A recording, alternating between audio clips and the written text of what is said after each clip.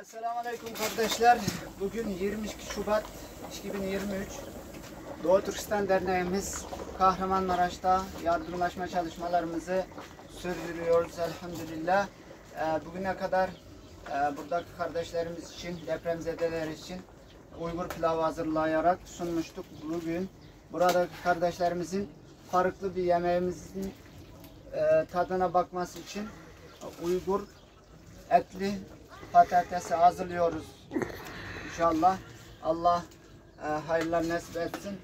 Bu vesileyle bizi her taraftan destekleyen tüm kardeşlerimize Doğu Türkistan Derneğimiz adına özellikle Almanya'daki kardeşlerimize ve Maruf Vakfı'ndaki tüm kardeşlerimize teşekkür ediyoruz. Allah razı olsun. Allah hepimizden kabul etsin. Allah emanet olun. Esselamu Aleyküm ve Rahmetullahi ve Berekatuhu.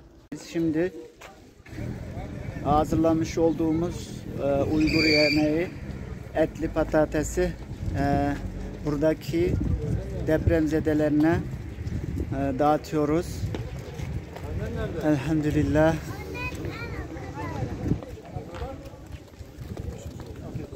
Allah hepimizden kabul etsin. Tamam. Afiyet olsun.